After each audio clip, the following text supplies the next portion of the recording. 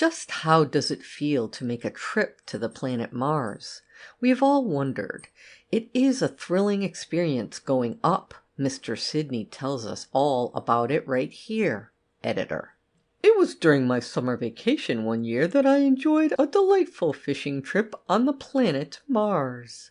I took my fishing rod and a lunch one fine morning and started for a stream where I expected to catch some big bass.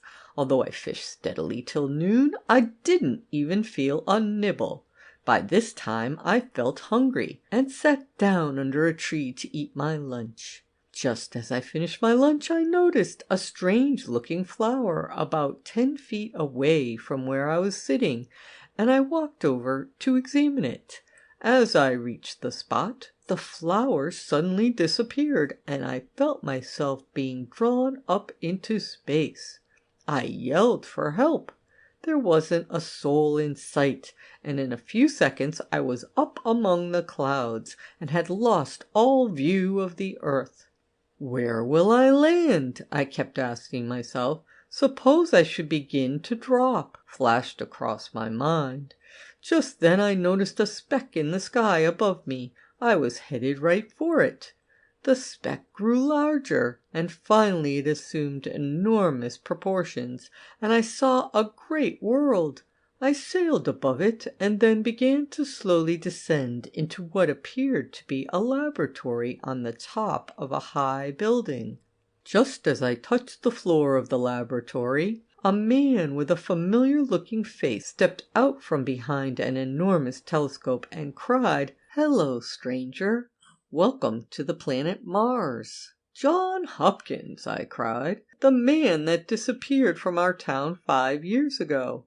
"The same," he answered, "and I've been here ever since. I wouldn't go back under any circumstances." "How did you get up here?" I asked. "The same way you did," he replied. The Martians were hungry for news from Mother Earth. They had tried for years to establish communication between the planets with no success. Finally, Astral, the Martian Edison, invented that machine you see there, that is a powerful telescope and magnet combined. By training this telescope onto the Earth, we can plainly discern people and objects on the Earth, and in case we feel we need any of you up here, we can draw you up in a few moments and drop you back by the same means without injuring you in the least. I could have gone back, but I didn't want to. There were no family ties on the Earth to hold me. Consequently, I preferred to stay. But today I feel hungry for news from old Mother Earth, and asked Astral to draw someone up. He located you fishing by a creek, and as there was no one in sight down there to witness the feat and frighten them to death, he quickly drew you up. We'll send you back in a few days, and you can simply say you were lost in the woods, for no one will believe your story. The flower that attracted your attention was the reflection of the lens of the telescope. What's the news?" "Here's a copy of the morning paper," and I handed it to him. "Bully," he exclaimed. "I'll read that tonight. Come, let me introduce you to Astral and show you the wonderful machine. Then we'll go to my home, and tomorrow we'll go fishing in the Martian canals." Hopkins introduced me to Astral, who explained the wonderful machine to me, and then we stepped aboard a tiny runabout airplane and flew to his home in the country on the bank of a beautiful Clearwater Canal. "How is it the Martians speak English?" I asked. I introduced the language which was adopted as the national language of the planet. I've just completed 2 terms as president of the planet Mars, and now a woman sits in the president's chair. Equal suffrage prevails here, and it has proved a complete success. Here we are home, and he dropped to a hangar on the roof of his residence.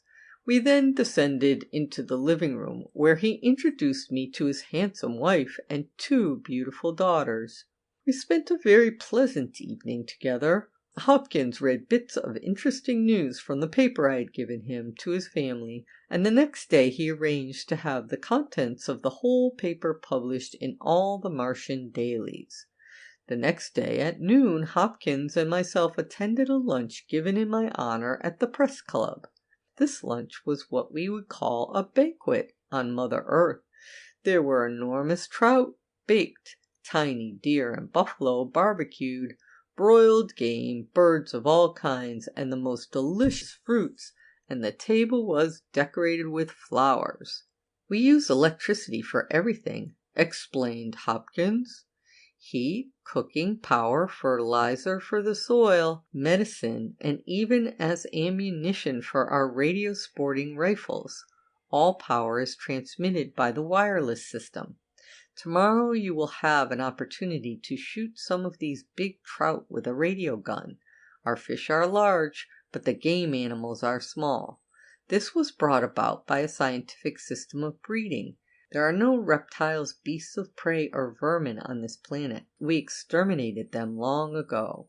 After lunch, we took a trip over the planet in a big passenger airship, returning in time for dinner. I retired early that night in order to be rested for the fishing trip next day. The most beautiful song I ever heard awakened me the next morning, and looking out of the window I saw the songster. It was a gorgeously colored bird, somewhat resembling the scarlet tanager. I dressed and hurried down to breakfast where the family were waiting for me. As soon as we had finished breakfast, Hopkins and I stepped aboard the runabout and flew to his boathouse on the canal system. The big boathouse was full of all kinds and sizes of watercraft, everything from a canoe to a good-sized yacht. Hopkins ran out a motor canoe, and taking 2 radio rifles from a locker, we stepped aboard, started the engine, and ran out into the main canal. I'll explain the workings of the rifle to you, and then you can try your luck. Of course you'll miss at first, but as soon as you get used to shooting at a fast-moving fish in the water, you'll score a kill every time. It's the electric current that kills them, and they come to the top as soon as they are killed. We'll only kill what we can use. That is a custom rigidly followed by the Martian sportsmen. There are no game hogs among us. "Gee whiz, what a big fellow!" I cried, as a huge fish swam slowly along the sandy bottom of the canal. "That's a Martian sucker. Try the gun on him," answered Hopkins. I tried 3 times and missed every time. Finally, the fish swam into one of the lateral canals and got away. "See that big lobster down on the bottom there? Don't shoot. Reserve your marksmanship for bigger game." Wouldn't that fellow create a sensation on exhibition in the show window of some of the lobster palaces on Broadway?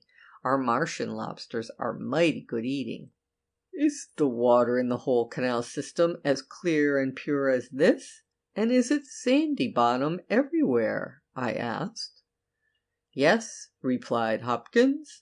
"Now we're coming to the game country, and perhaps we'll catch a glimpse of herds of deer and buffalo feeding along the canal.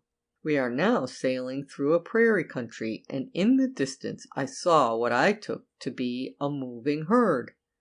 "Take these field glasses and look at them," said Hopkins. Sure enough, they were a herd of tiny bison, and how odd they looked in their shaggy coats and with the hump on their shoulders. The herd galloped off as the canoe approached. "Perhaps you could pick one off with the rifle, but what's the use of shooting one when we don't need the meat? Pretty soon I think we'll run across some deer or moose. Our little dwarf moose will look odd to you."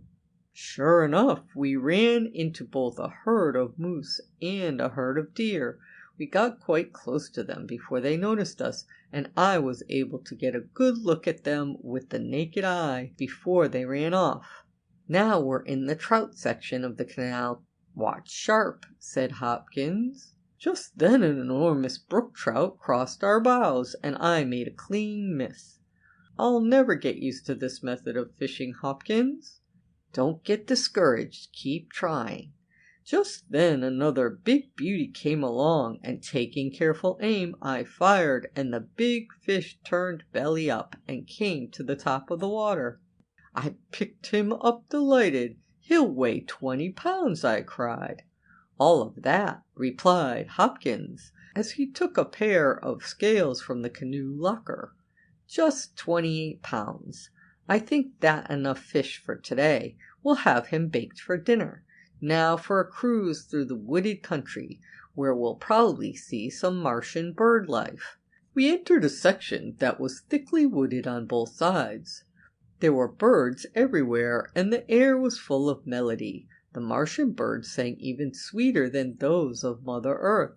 "See that flock of passenger pigeons?" cried Hopkins. "That's something that the game hogs killed off on Mother Earth long ago." A few moments later we ran into a school of leaping salmon, and how beautiful the silvery bodies looked as they glistened in the sunlight. "Here comes a flock of partridges. Pick one off."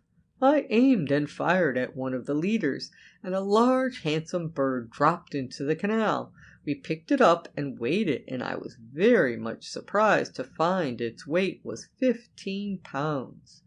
We ran out of the forest, and the canal broadened into a huge lake.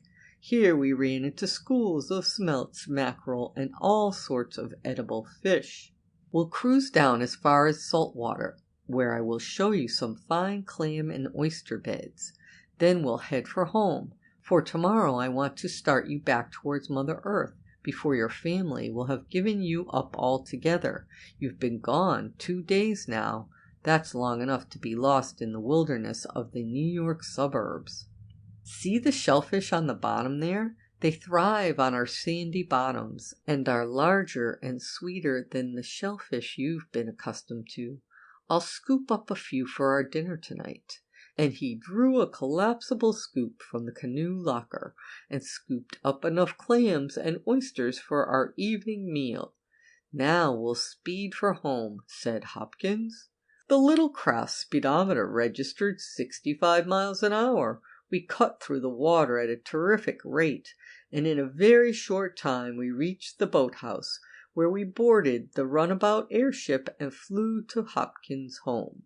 Our dinner that night consisted of baked trout, grilled oysters, steamed clams, and clam bouillon, and how good everything tasted! I spent a very pleasant evening with the family, and retired early. By 6 o'clock the next morning I was up and dressed, and after a splendid breakfast I bade Mrs. Hopkins and her daughters good-bye, and Mr. Hopkins and I flew to the laboratory where Estrol was waiting for us. How I hated to leave, and I know that Hopkins was sorry to see me go. "Never mind, old man," he said. "You arranged to be at the same place fishing at the same time next year, and we'll draw you up here and we can enjoy another fishing trip on Mars together." "Bully!" I cried. "It's settled then, and I'll be with you next year at this time." I shook hands with Hopkins and Astral, then stood in front of the machine as directed by the inventor. I felt myself lifted gently in the air, and gradually rose above the planet. As soon as I was completely clear of Mars, I began dropping into space, and in a few moments my feet touched old Mother Earth again. I awoke with a start. Great guns! I've slept the whole afternoon, and nary a fish have I caught, and the sun is about ready to set. Guess I'd better start for home. That was certainly the finest dream I ever had. It's too beautiful to tell anyone. Guess I'll keep it to myself for a while anyway. Then I gathered up my belongings and hiked towards home, just as the sun dipped down behind a bend in the river. "That coloring on the water reminds me of a sunset I saw in Mars," I whispered to myself.